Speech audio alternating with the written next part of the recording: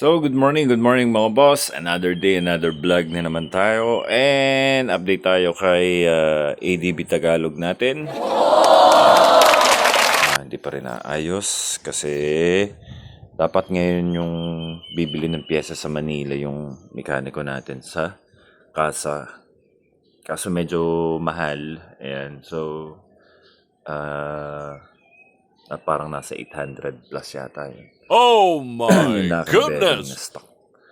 Nag-decide ako kasi nakikita natin sa page ng ADB 175 FI na merong mga nagpapalit na talaga ng bakal na yan. Yung ball race. Ayan. So, ang pinapalit nila is pang ADB 160 ng Honda naman.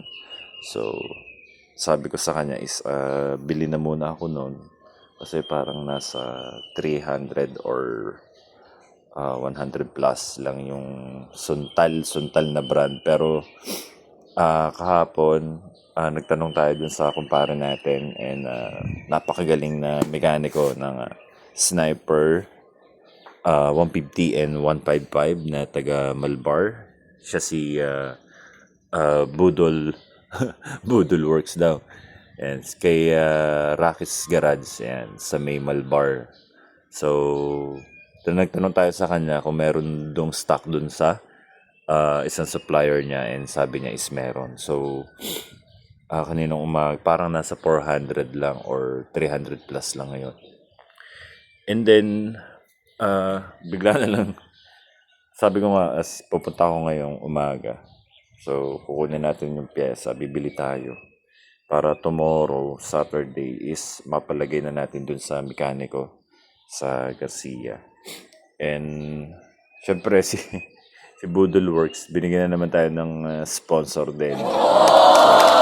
Pagkari natin kay Rakis Garage. Yan. So, binayaran na niya yung pyesa. So, maraming salamat. At,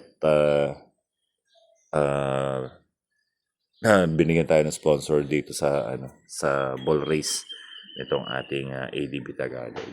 Ayan. So mamaya kunin natin and babiyahin muna tayo papunta doon kasi medyo marami tayong ayusin ngayong umaga. Ayan. At kahapon nagkameron ng konting aksidente dun sa pagte-therapy namin, paglabas namin ng therapy. So may isang rider na dire-diretsong umurong, paparating kami. So, naurungan yung sasakyan na dala namin kahapon. So, papaayos pa natin ngayong umaga. Yan, pupuntahan natin dun sa barangay nila para kunin yung magkano yung magagastos dun sa paggawa ng sasakyan.